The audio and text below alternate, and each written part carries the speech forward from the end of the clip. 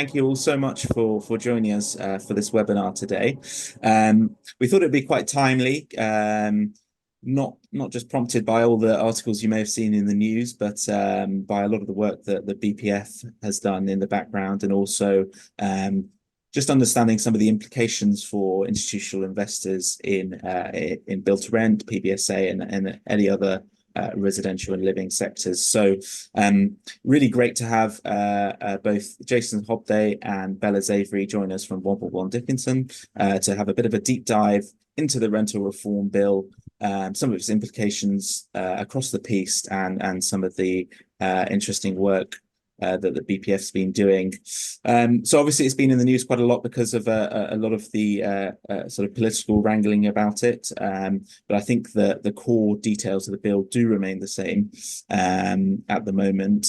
And I think it's just really important that everyone can be up to speed and keep an eye on any of the changes as they come through. So this is the third webinar we've run on the series. So yeah, really good to have an update in 2024. So without further ado, I'll try and keep to time so everyone can get away for lunch. I foolishly haven't eaten before this, so I'll try and get through everything by 1 o'clock. I'll pass over to Jason Hobday first, who's going to present on some of the changes. Thanks, Theo. Just to summarise, I'm going to be cantering through some of the key changes that are being proposed in the bill, and I'll pass on to Bella, who will cover in a bit more detail how that might impact financially and the likes on PRS, build to rent, and investors into the sector. So really, to summarise, the Renters Reform Bill really is the biggest shake-up of the rented sector in the last the largest in the last 35 years. The reforms that we're going to be looking at really apply in England only, and it's important to understand the proposed tenancy reforms are essentially sector agnostic. However, the private rented sector, build to rent sectors are going to struggle more to adjust than any other sector, I think. By contrast, social landlords do use short-hold tenancies, but the lion's share of the tenancies are not short-hold tenancies, and so they're much more familiar with the various bear traps in dealing with possession claims using grounds for possession. And obviously, by contrast, in the private rented sector, the lion's share of tenancy agreements tends to be short-hold tenancies, which are going to be affected mostly by these changes. Most of the other reforms proposed in the bill are also targeted at PRS. So over the last 15 years, the PRS has come under much greater scrutiny and increased regulation. And this is essentially because the government realised the housing crisis isn't going to be resolved simply by making it easier for first-time buyers, and the PRS is an important part of the market, particularly given the sector has doubled in size since 2000. In England at the moment, the PRS now accounts for 19%, or 4.4 million households. And by comparison, the social rented sector in the UK only accounts for 17%, which is about 4 million households. And anybody that knows anything to do with social housing would know that it is a heavily regulated sector. And so it's kind of balancing out the level of increased regulation focused on the PRS. So given the size of the PRS and the difficulties first-time buyers face in getting on the housing ladder, the government's recognised it needed to ensure the PRS remained a viable and attractive option for investors, but also needing to balance the protections for some of the tenants' rights. The government's threatened tenure reform over a number of years, and finally on the 16th of June 2022 published its white paper, which was called A Fairer Private Rented Sector, and that outlined proposals for renters reform, which we're now looking at in this bill. So the proposal set out in the government's plans to fundamentally reform the PRS and level up rental quality. So the changes, it's important to note that the tenancy changes that I'm looking at in this talk are very much focused on assured and assured short-hold tenancies. It doesn't apply to regulated tenancies under the Rent Act. So just moving on. So to summarise what I'm going to be looking at, there's a lot of changes introduced in this bill. We don't have time to cover every change in the space of an hour. So really, I've looked at what I consider to be the key ones for operators.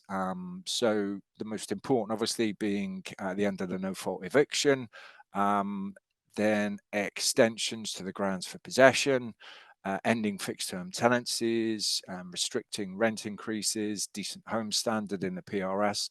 I'm going to look at those 5 in a bit more detail. A couple of the other ones which are of note, but I'll just cover now, are the landlord redress scheme, which is going to be operated by an ombudsman. The Secretary of State will have power to force landlords to join this redress scheme, and membership's likely to be mandatory for certain aspects and voluntary for other aspects.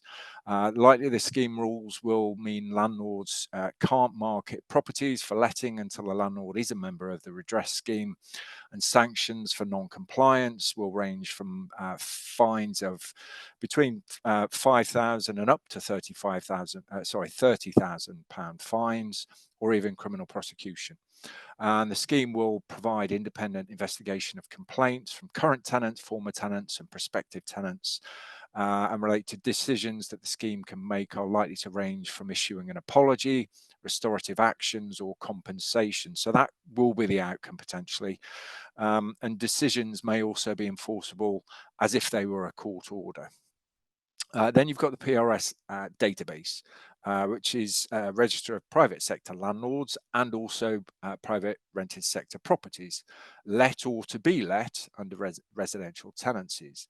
The database will contain details about convictions and fines that landlords have been subject to, e.g. banning orders or banning order offences, as well as also providing the relevant and detailed information in respect of properties, such as copies of the EPC, gas safety certificate, and also linking in, I suspect, with the decent home standard and actually whether any enforcement action has been taken against a landlord for failure to meet those decent home standards. So that kind of information, I think, will be patched into this database as well.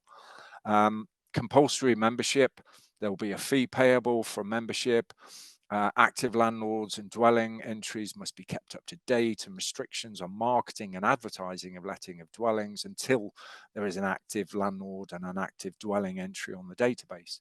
Again, there's going to be civil penalties, civil and criminal penalties for failure to be a member, and also to keep up to date the database in respect of the landlord or the property.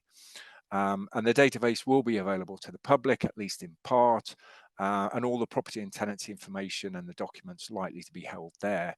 And I think local authorities, because they will be enforcing some of these compliance obligations, will also have access to that database so that they can independently update it, and it won't be just reliant upon the landlord to undertake it themselves. And then finally, the right to request a pet. This will be an implied term into every tenancy agreement. So the tenant will have a right to request permission from the landlord to keep a pet, and the landlord can't unreasonably refuse such permission. The landlord has 42 days from the day a tenant requests to have a pet to either agree or refuse. Now, for landlords own lease, and they hold their interest over under a superior lease, and if there is a prohibition on their ability to have pets in the property, then obviously it would be reasonable for them to refuse permission to their own tenant on that basis. And the landlord can also require the tenant to have insurance in respect of that pet, and the Tenant Fees Act is also being adjusted to allow for that.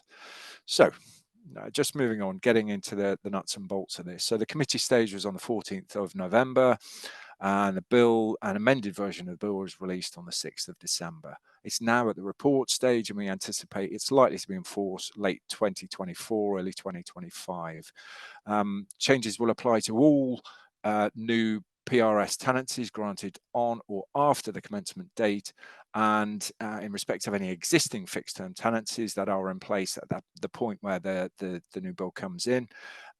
there's likely to be a transition period or a long stop date. So they will either, their fixed term will expire fairly shortly after they come into force, and so the new changes will apply to them, or there will be what is considered this long stop date, or an extended application date, it's called in the bill. And I anticipate that's likely to be about 12 months after the bill comes into force.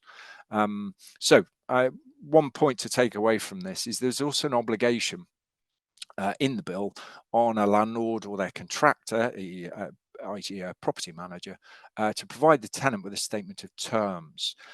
So it's, while we're still working through, and the bill's still working through the legislative process, it might be sensible for landlord to start actually getting on top of this and getting their template assured tenancy agreement completed and ready to go, as well as a statement of terms. And the statement of terms essentially will contain prescribed information which will be set out in regulations by the Secretary of State, but it's likely to include some of the key terms and clauses from the tenancy agreement, also information about the dwelling house, the tenant, the landlord, and the landlord's rights and obligations under the tenancy.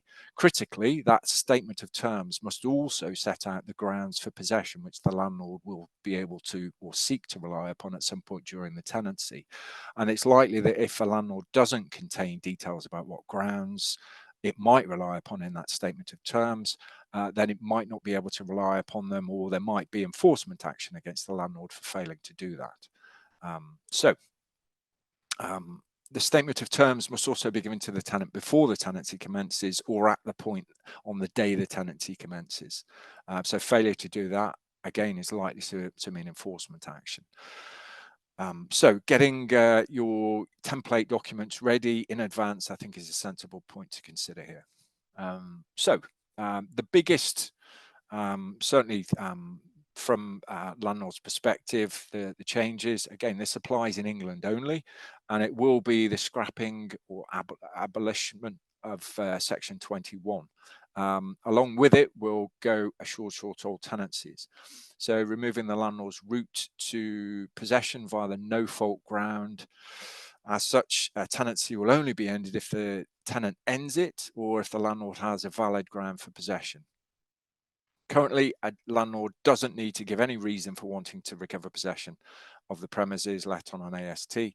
Simply serves a notice, Section 21 notice, waits the minimum amount of time, and commences a possession claim and obtains the possession order. The bill intends to remove the landlord's power to claim possession through this no-fault route. As such, it will mean that going forward, all notices seeking possession of a property will be through a ground-based notice, i.e. a Section 8 notice. And this will subsequently, if a landlord can't make a ground for possession out in Schedule 2 of the Housing Act 88, they'll be blocked from being able to recover possession. And practical considerations arising from this are that landlords and managing agents are going to need to get used to having to build a case. With a Section 21 at the moment, very little is needed. They just simply need to draft, it's a 2-page notice. They simply need to add the tenant's name, the property address, and a date in 2 months. That's as technical as that notice requires. Moving forward, when they start getting into the territory of needing to draft and serve a Section 8 notice, that Section 8 notice will need to include details about the ground for possession, and the landlord or agent will need to use the correct wording for that ground. So that's a risk area, because I commonly come across occasions where the wrong grounds for possession, or the wording is from an old version. So that's an area for risk. The notice will also need to set out why that ground is made out, and therefore will provide detail about that. Again, that's another risk area. And also the different grounds will have different notice periods. Again, so this is further scope, meaning notices may be challenged and possession claims could be dismissed if some of these 3 different areas of potential risk are not dealt with correctly in the notice. So there is going to be a greater risk to the validity of some notices, and obviously tenant solicitors are going to look to challenge notices a bit more forensically. So some of the grounds that we are going to be moving to, and I'm going to be looking at over the next slide, some are mandatory, some are discretionary. So mandatory grounds that the court's hands are tied. So long as the ground is made out, the court must make a possession order. With discretionary grounds, as long as the ground is made out, the court then needs to be satisfied it is reasonable to order possession. And so a body of evidence needs to be built up. And this is, again, is something that landlords and managing agents are not familiar with. And generally speaking, they will be familiar with the Section 21 notice, and they will be familiar with rent arrears grounds on Section 8, which don't really require a great deal of evidence. If they're looking at, particularly when it comes to the nuisance and the antisocial behaviour ground, that does require a lot more work. Really an update on the no fault scrapping of Section 21 notice. So it obviously was heralded as one of the major changes, and ultimately the government did backtrack slightly on it. I think they realised that expecting a lot of private rented sector landlords to lose the ability to serve a Section 21 notice and then having to rely upon grounds for possession was going to overwhelm the court system. And so actually the government issued a response on the 20th of October, basically saying we will not, the scrapping of Section 21s and ASTs will not take place until we judge sufficient progress has been made to improve the courts. So we've not heard anything further from that, other than on the 7th of November, it was in the King's Speech, confirming that the ban on no-fault evictions in England will indefinitely be delayed until the court system is reformed. But then we get to the 11th of February, and Michael Gove suggested that Section 21 will be outlawed by the general election. Obviously the general election is meant to be towards the end of the year, and it's whether they can overhaul the court system within that timescale, given that they've been looking and trying to deal with an overhaul of the court system for a number of years and have not managed to successfully yet. I think we really need to watch this space, because without a changed court system, the court will be overwhelmed by the private rented sector having to recover possession via the grounds for possession, because that will require a hearing. And it's a slightly longer process than is presently in place for the Section 21. So just having a look at some of the grounds for possession that will apply when the Section 21 is scrapped. So the first one is, it was an existing ground, but has been amended. And this is where the property is required for the landlord or the landlord's family to live in as their only or principal home. The ground can only be relied upon if the tenancy has existed for 6 months at the date specified in the Section 8 notice for expiry of that notice. It's a 2-month notice ground. So essentially, the landlord could serve that notice 4 months into the tenancy agreement and providing the 2-month notice. It's no longer any requirement for there to be a notice given to the tenant in the tenancy agreement confirming that that ground may be relied upon. If the landlord uses that ground and the tenant vacates after service of the Section 8 notice on this ground, the landlord cannot relet or advertise to relet the property for 3 months after the date of the expiry of the Section 8 notice. And if the landlord does relet within those 3 months, the local authority may impose a financial penalty of up to £5,000 or prosecute for a criminal offence. And the fine might be recurring if the contravention continues for a further 28 days. At the moment, the way the ground is drafted, it doesn't indicate what, if any, evidence will be required of the landlord's intention to move into the property. And as I say, it's a 2-month notice. The next one is ground 1A, which is a new ground entirely. This is where the landlord intends to sell the property so either sell its freehold or its leasehold interest in the property, or alternatively seeks to grant a long residential lease over the property. Again, the ground can only be relied upon if at the date of expiry of this Section 8 notice, the tenancy has existed for at least 6 months. The exception to that is if it's being acquired by a compulsory purchase order. The property can't be relet within 3 months, and it's being queried as to whether the landlord will need to provide evidence of the intention to sell, and if so, what form. And the government's responded to this by saying that it doesn't propose to mandate what evidence will be required for a landlord to rely on that ground. But it has suggested that showing that it has instructed an estate agent or a solicitor in respect of a sale might be sufficient evidence to prove the landlord's intention to sell. It is possible that this will be amended and that further guidance will be given as the bill progresses through Parliament. And if the landlord's using this ground and the tenant vacates after service of the Section 8 notice, again, there's an embargo for 3 months after the date of expiry of the Section 8 notice, during which time the landlord can't advertise to relet the property, or can't relet the property during that 3-month period. And if they do, the local authority can impose a financial penalty of up to £5,000 or prosecute, and so a criminal offence will arise. So that's a 2-month notice period. There is a slight tweak to ground 2, which is when there's a mortgagee requiring possession, and it basically allows, it removes the requirement that any existing tenancies, if it's a buy-to-let, sorry, a subletting, a buy-to-let mortgage, normally the landlord the mortgage company would not be stuck with a tenancy that was in place before the mortgage company, would be stuck with a tenancy that was in place before the mortgage was in place, but that is now being removed. So a mortgage company will be able to take possession action against anybody that's in occupation, irrespective of when that tenancy agreement was granted. Ground 4, so accommodation previously let by an education establishment to a student. The change here is where there was previously a requirement for notice of that ground to be given to the tenant. That's no longer an obligation. And there is also a new ground 4A, for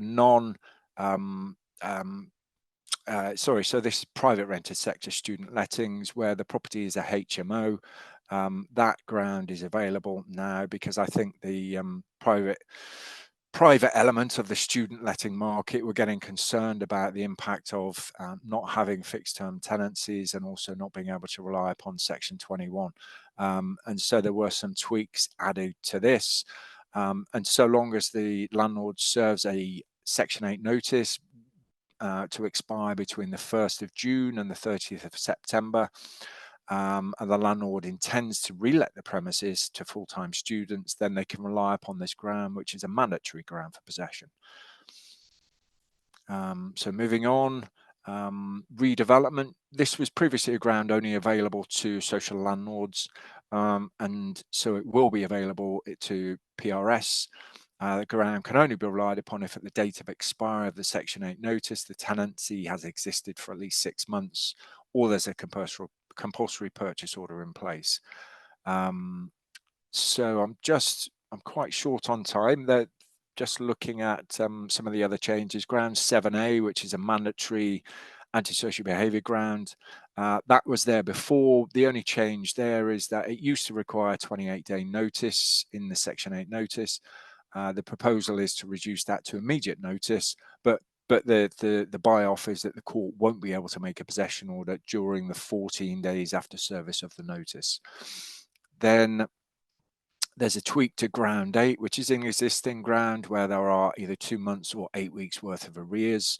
The tweak to this one is that if there is any money owed to the tenant under universal credit, then the landlord cannot factor that money into the level of arrears, so it has to discount that.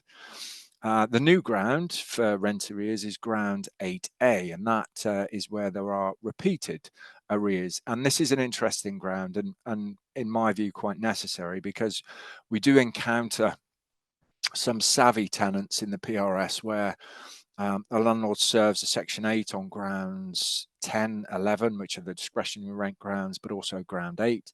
And ground 8 requires that there are either 2 months or 8 weeks worth of arrears at the date of service of a Section 8 noticing in possession, and also the same level of arrears at the first possession hearing. And often what you find is the tenant will beg, borrow and steal in order to get enough money to reduce the amount of arrears, even 1 penny below that level, and then Ground 8 falls away. So what Ground 8 now provides is if within a 3-year period beginning with the date of service of a Section 8 notice on the tenant, the rent arrears of at least 2 months if rent is paid monthly, or 8 weeks if rent is paid weekly, have been unpaid for at least 1 day on 3 separate occasions. So that will enable a landlord to continue with a mandatory ground for rent arrears if they have a tenant that keeps dipping in and out of the level of arrears, which is 2 months or 8 weeks. So moving on. Fixed term tenancies are going to be scrapped under the bill. Instead, every tenancy will be a periodic tenancy with a period of no more than 1 month. A period can be shorter, e.g. weekly tenancy, but no greater period than 1 month. Tenants will be able to end the tenancy by giving 2 months notice to quit. And as the bill is presently drafted, they can serve that at any time. So immediately they could start the tenancy today, and they could serve their notice to quit, giving 2 months notice tomorrow or even today, which is obviously of concern to the sector. And I suspect probably will be adjusted in later rounds before the bill becomes an act. Sorry, I'm jumping around. And then the tenant will be able to withdraw a notice to quit, which is, as the law presently stands, a tenant can't withdraw a notice to quit. Under the bill, the tenant will be able to do that, but the notice to quit, the withdrawal of the notice to quit, must be agreed by both the landlord and the tenant, and the withdrawal request must be submitted before the expiry of the notice to quit period. So just moving on, restriction on rent and rent increases. So if a landlord can't serve a no-fault eviction, but is still keen to evict the tenant, then the obvious next step for a landlord is to increase the rent to a significant level, essentially to outprice the tenant, so that the restrictions on the landlord's ability to increase the rent have been picked up by the government, and so they are looking to close that back door for recovering possession as well. So if the bill is enacted as it is, rent can only be increased once every 12 months and not at all in the first 6 months after the commencement of the tenancy. The mechanism will be a notice, and it will require service of a 2-month notice period. And any rent increase provision in your tenancy agreement in respect of rent increases will be disapplied once the bill comes into force. So it will simply be a Section 13 notice that must be served. If the tenant doesn't agree with the proposed rent increase, the tenant can make an application to the First Tier Tribunal to make a determination pursuant to Section 14 of the Housing Act. At present, the legislation provides the determination to be based on an open market rate, but that may result in significant rent increases for some. And so there might be some refinements in the draft legislation and the regulations that follow. If the FTT does make a determination, the parties can still subsequently agree a lower amount if they wish to do so. And notably, this is in addition to tenants being able to challenge rent increases, a tenant will also be able to challenge the actual starting rent. And so long as they lodge with the First Tier Tribunal within the first 6 months of the commencement of the tenancy agreement, they will be able to challenge that rent. And I think one of the reasons why that's possibly being brought in is the rental market is, I think there's a massive demand and a lack of supply. And I think there are bidding wars when it comes to lettings. And so actually if a tenant was to take a property on because they've outbid everybody else, they would immediately after commencement of the tenancy agreement be able to lodge a challenge to that rent and get it reset to a market rent. So I think the government is looking to close that risk off for tenants. The Decent Home Standard is currently only a regulatory standard that applies to the social housing sector. The intention is to ensure all private real estate sector landlords adhere to a legally binding standard on the quality of their properties. It's essentially looking to implement a commitment contained in the Levelling Up White Paper in 2022, which set out a mission of halving the number of poor quality homes by 2030. There are some it wasn't originally in the bill as drafted, but when it got to the committee stage, it has been added, and it essentially will shoehorn into the current, what we call the HHSRS, which is the Housing Health and Safety Rating System. That works on the basis that a local authority, if there is considered to be a category 1 hazard in a property, the landlord has the local authority, I should say, has a duty to take enforcement action against the landlord. And I think the way the government's looking to do this is, if in the Decent Home Standard, there will be type 1 obligations that must be met, and if a landlord is failing to do that, the local authority will have a duty to take enforcement action to make sure that gets done. Where there is a category 2 hazard, and by comparison with the Decent Home Standard, it is going to be a type 2 requirement, the local authority will have a power to take enforcement action.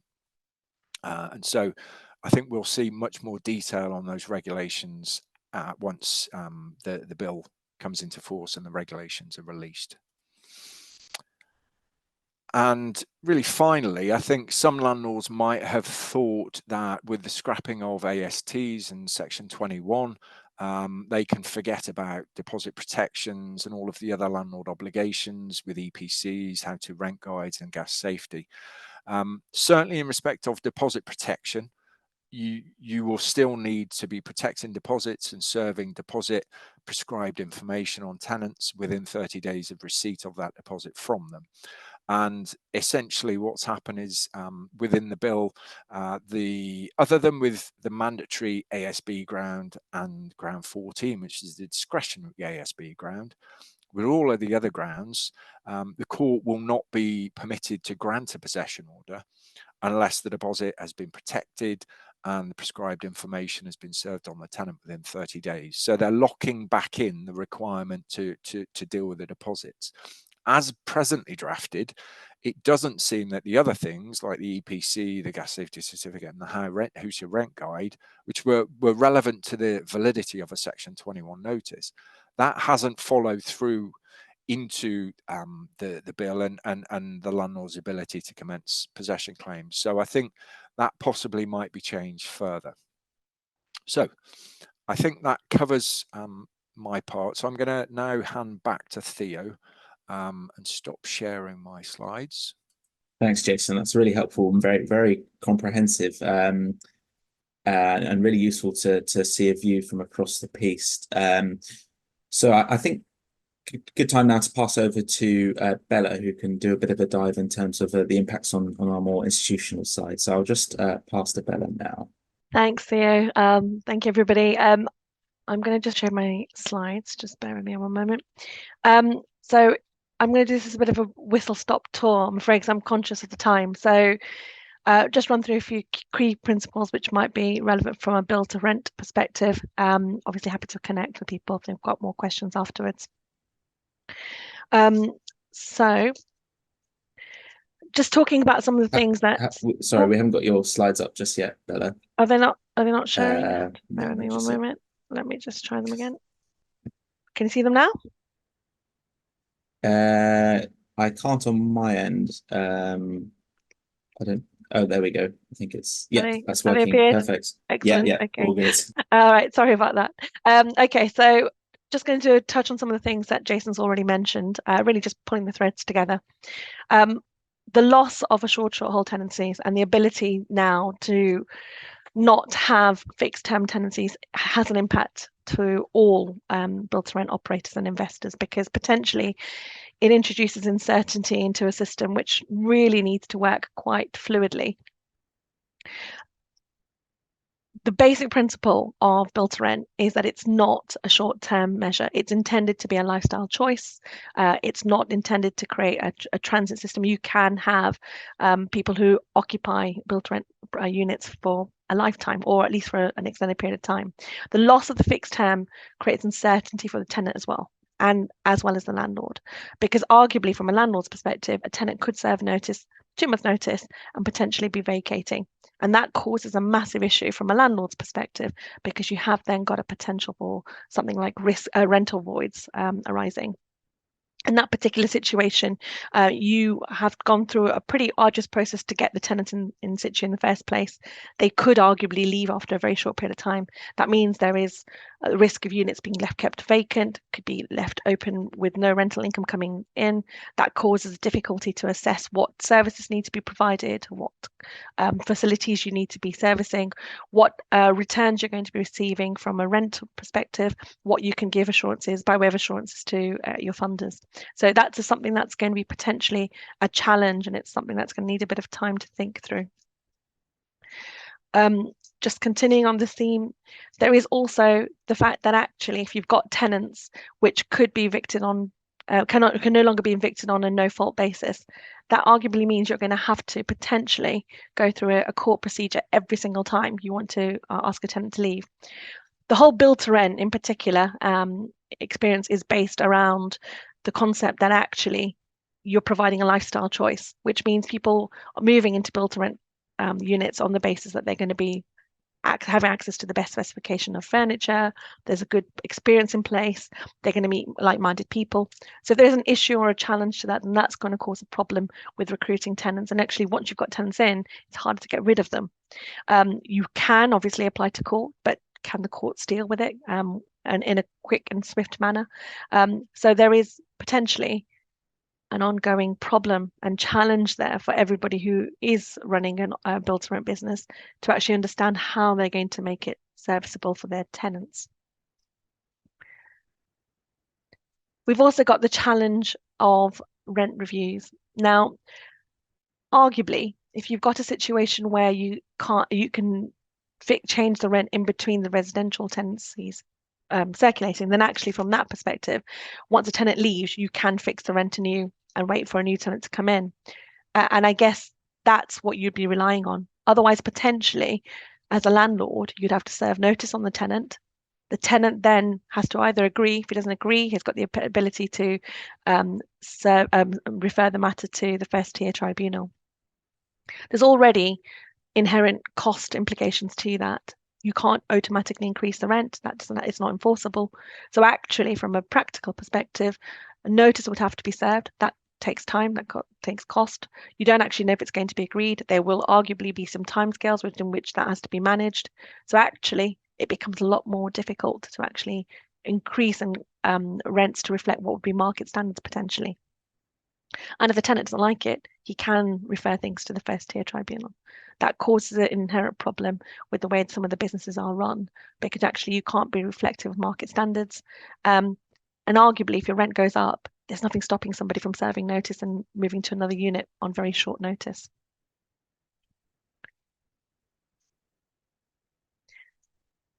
The next thing is obviously pets. Now, I actually quite like that. I'm a dog mum myself. 57 million households 57% of households in the UK currently have a pet. And I think this is an issue for private landlords particularly, because a lot of rental tenancies express preferences that you can't bring pets into your property. And then that's arguably understandable. There is an implication from a cost perspective, because there might be damage there are smells, other residents might not like it.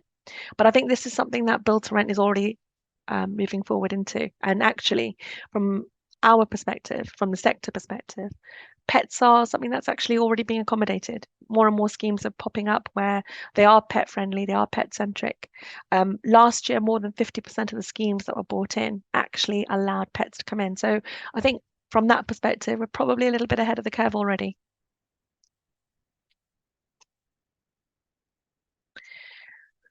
The redress scheme, the Property Ombudsman redress scheme, I think is likely to be a real potential problem there, depending on what sort of guidance and guidelines come in on this.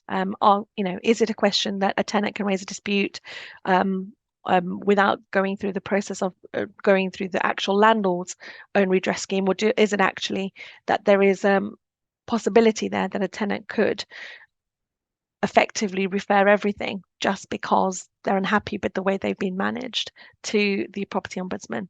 In that particular situation, a third party will come on site to actually has the ability to actually assess what you've actually done and the way things have been managed. So the need to create detailed records, provide information, all of that's going to cost. It's going to be expensive. It's going to take time. It's not going to happen quickly. And if you annoy a tenant, potentially, it means that you could be dealing with a lot of vexatious claims in the background, which are mounting up. We then come to the Decent Home Standard. And again, I think this is one where, in particular, Build to Rent is a little bit ahead of the curve. The new Decent Home Standard is intended to deal with landlords who provide substandard housing. It's a new way of making sure that the level of housing that's actually being provided to tenants is of a certain standard.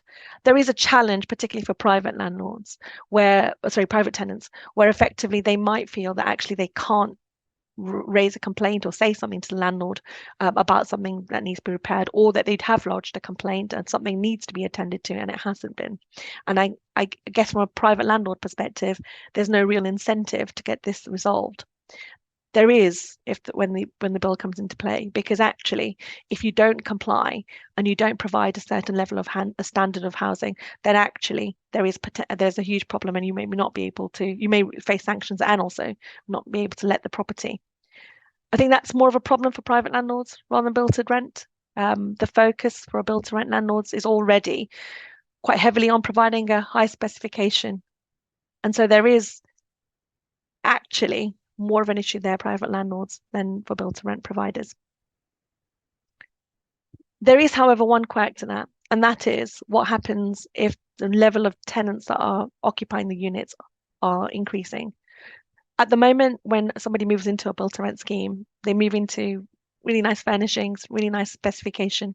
They're occupying for quite some time, and they take a level of interest in maintaining that level of standard of living. If you know that you're not happy and you could leave, then arguably there's no interest in creating a sense of stewardship of all the things that are actually already in there. There's no incentive for you to look after everything, because actually if you're not happy, you could serve notice and exit very quickly. And I think that's a challenge. And if the number of tenants that are coming in are going to be increasing, then how do you create something which is going to appeal to as many people as possible? What you're likely to face is that the actual quality of the housing that's being created and the furnishings and the specification becomes very homogenous, so they can appeal to as many people as possible. So what we're actually losing is possibly quality and diversity of choice when it comes to build to rent. So where do we actually sit? As drafted, the intention behind the reform is to create a fairer standard for tenants who arguably could face that they situations where they pay the rent on time, they do everything that they need to, and then still find that the landlord is evicting them because of the fact there is competition for the units, or that the rents are potentially going up. There is going to be a increased cost of complying with everything, and actually increased sanctions if you don't comply. Every single time you want to put a unit on the market, you're going to have to comply with the portal, or need to update the portal. That's an ongoing expense, because arguably the tenants could vacate at any time. So the cost of complying with the requirements of the portal, updating that on a regular basis. If a tenant vacates, then making sure it goes in, make sure the information is updated again for the next tenant to come in. And that cost is probably going to be disproportionately heavy on private landlords rather than the build to rent. Build to rent still will face the cost, but it deals with things like economies of scale and can manage the cost a bit better. If you've got a situation where you need to evict tenants, a residential private landlord is going to find it harder and possibly more of a financial burden than a build to rent operator, who could potentially bring in a third party litigation team who could actually manage this on a cost effective basis. There's also the actual impact that if you have a situation where the residential landlords are exiting, whilst on the face of it that looks like a good thing for the build to rent sector, It's actually not entirely that great unless we can be absolutely assured that the exit of private landlords is going to be replaced by adequate number of build-to-rent operators coming on board. And that's what we can't guarantee. Planning is taking so much longer to get through the route. So actually, from that perspective, what we're likely to find is build-to-rent operators private landlords are going to be exiting, but the number of build-to-rent operators coming in is probably not at the speed it needs to be to match the exodus. The news this morning is that no-fault evictions rose to about 60%. It's in the news now that actually the government's very interested in making sure this is managed as quickly as possible. There's been calls over the last 3-4 days where people are saying, well, we need to water down what the bill is actually going to do. And I think there is cause for it because actually it needs to be even-handed. But the object on all of this is to protect renters. And that's what the government's focusing on. And arguably, that's going to be a big factor as we come in towards the general election. So what do we need to do right now as a sector? I think there are a few key things. I think Jason's already touched them, so I won't spend too long. But we need to start considering what our tenancies look like. Some of those tenancies will be share tenancies. Some of them will be units for in a particular building. Some of them might be more standard form tenancies. But when you're bringing in those sort of situations, then actually you've got to consider that if some of those tenants are going to fall away, then what are you going to do to manage the fact that actually you might have units which are lying vacant? Are you going to be looking at those tenancies and thinking, well, actually, maybe we need to bring in some sort of student let? Are we going to see more mixed tenures arising? Actually, are we going to look at an early engagement from a planning perspective? Are people going to be looking at trying to build in alternative uses if they can? What do your funders want? Funders are looking for a certain guaranteed return. Can we guarantee that now? Talk to your funders, see what their expectations are. If you need to get approvals on tenancies, etc., that's something you'll need to start thinking about.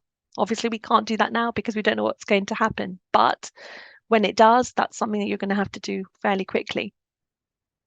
You're also going to need to consider your eviction processes. What do we need to do to make sure that if you need to make tenants to exit, that you can do that in a quick and effective manner? Otherwise, you're going to find yourself in a situation where you're dealing with potential litigation claims that take up the amount of time you've got to let those units. Those units can't then be occupied. You then can't plan. A tenant can't decide actually whether it's going to be able to move into a unit, which we think is going to be exiting, but actually might not be vacant at the time they want to move in. They can't plan their furnishings. I mean, I think the reality is that the intention behind a lot of this, and something that Build-to-Rent is quite passionate about, is that we don't have transient communities. We have people who invest and treat it as a way of life. In this particular situation, what you've actually created is a method of tenants vacating units very quickly. There's no interest in them staying longer. You take on new units and you find that the defective liability protocol is going to take a little bit longer than it should do. A tenant can vacate, they can just move on. There's no stewardship. And that, I think, is potentially going to lead to more transient communities being created. I saw this, which I thought was very interesting. This is a quote from Ben Beadle, who's the chief exec of the National Residential Landlords Association. He said that it need not be a zero-sum game between tenants and landlords.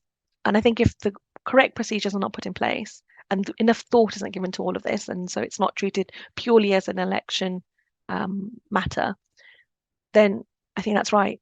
And actually for a sector, it could be a good thing and could align with our principles that rental can actually be a way of living. Thank you. And I'll pass on to Theo. Thanks, Bella. Great. I'll just have to quickly kind of rush through my slides and squeeze in maybe one question for the Q&A at the end. So I'm just focusing mainly on kind of our efforts in terms of lobbying on the bill and our main lines on it. So the first thing I would say is that we've really been holding the same line since the very beginning. So if you look back in 2019 in our position paper on the renters reform, it's almost exactly as it is now. So these sort of 5 main key points. Obviously, they've changed a little bit as the bill's evolved, but our line has really been focused on reforming courts, much like what Ben Beadle from the NRLA was focusing on there, making it kind of like a fair system both for landlords and tenants, improving the property portal. Obviously, with all the changes coming in, I think it's an opportune time to revisit selective licensing and its impacts. And obviously focusing on the redress schemes, of which many institutional investors are already part of, is fair and competitively priced and similar. And a final one, which I'll touch on it later, but is obviously the 6-month minimum term for tenants, as it's drafted. The tenants currently have a 2-month minimum term.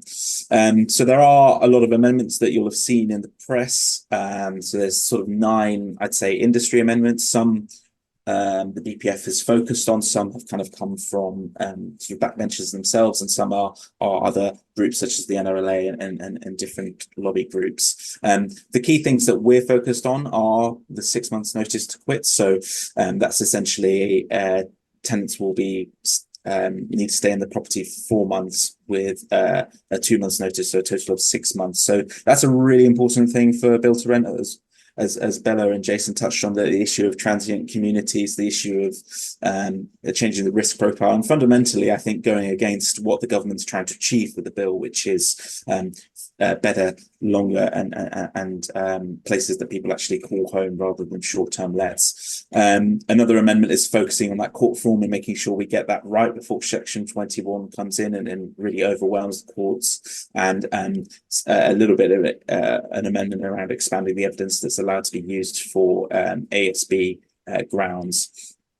So I won't touch on all of these. Just quickly, there is a repeal of selective licensing as a new clause from one of the Anthony Mangnall amendments. However, I think given that such a broad brush stroke, I feel as if the chances of that getting passed in its entirety are quite low. We've always said that in the right circumstances, selective licensing can be helpful with HMOs and things, but we will be focusing on some more technical amendments that will help with institutional providers. On the third amendment, the new clause 3, is consideration of hearsay evidence in ASB cases. I think some of the consideration already comes into some of these housing court cases, but I think this is just to kind of firm up and have that as a clear-cut thing within court cases, so that to increase and improve the proceedings.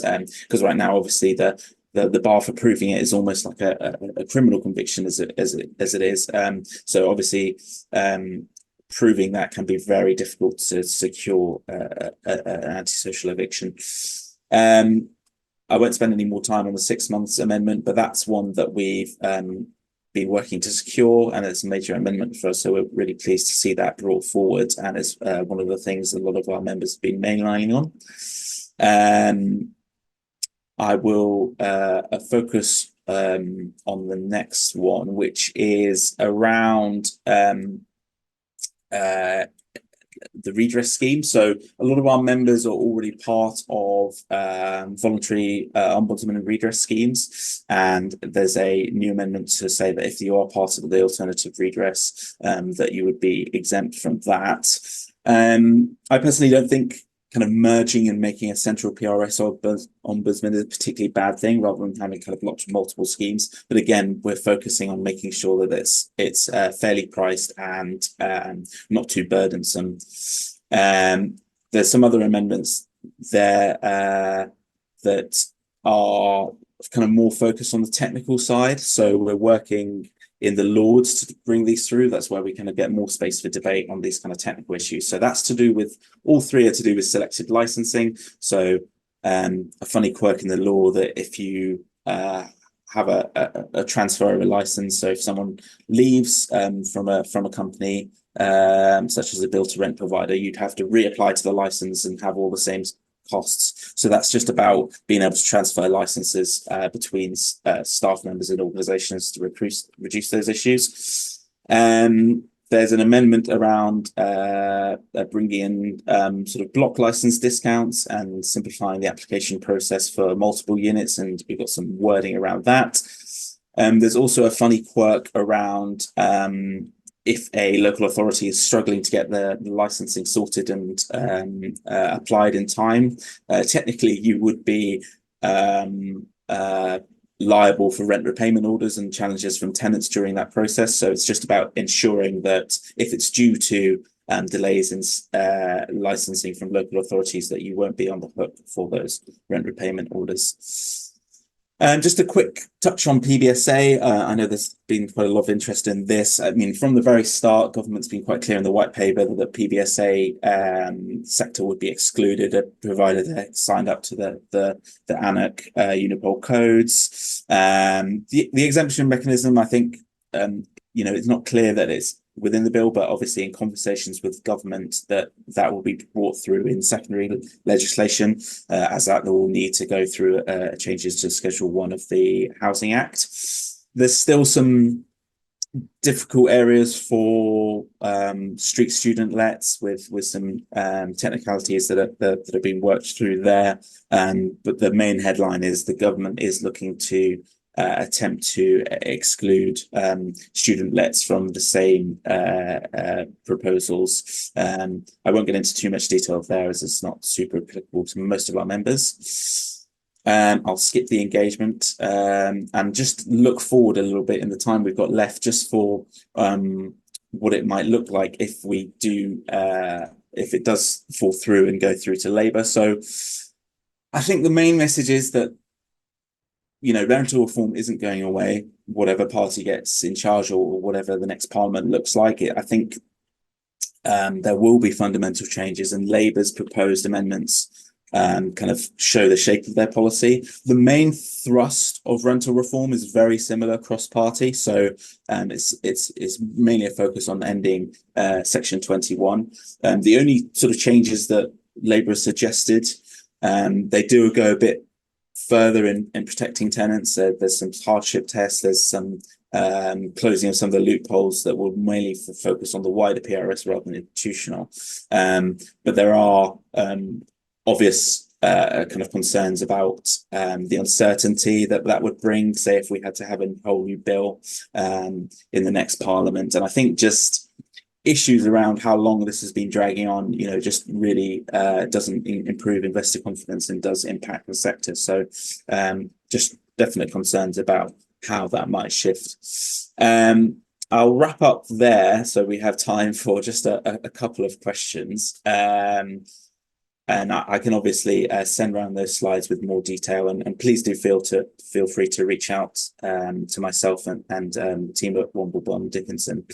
But I'll stop there and pause for questions. We've just hit 1 o'clock, so we have time, I think, just for one, which is a question on how likely is it that the bill will pass prior to a general election, assuming an autumn election. So I'm happy to field that one first. I think that probably makes sense. So yeah, I think that's the key question. In terms of likelihood, I think the bill currently does face major challenges, with these amendments and with the backbench rebellions. In terms of likelihood, I still think it's a real priority, particularly from the Secretary of State, Michael Gove, and the government itself. It's been a manifesto promise, so I think they will do everything within their power to get it through. And Michael Gove's comments on the courts needing to reform before it passes through is perhaps an attempt to appease some of those backbench concerns.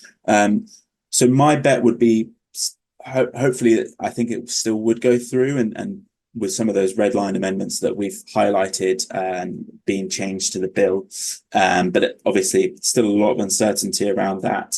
And that uncertainty, I think, is something we would want to avoid by dragging the whole process again in the next parliament. So yeah, I think broadly we'd like to see those changes come through and the bill passed with some key amendments. So hopefully that helps answer the question. We've just got 1 minute past. All I'd like to say is that thank you so much again for Womble Bond Dickinson for a really really fantastic presentation and hopefully a bit of a deep dive into some of the key changes to the bill. We can happily, I think, share the slides afterwards and share contact details if there are any questions. So thank you so much for joining us over lunch, and hope to speak to you all again soon.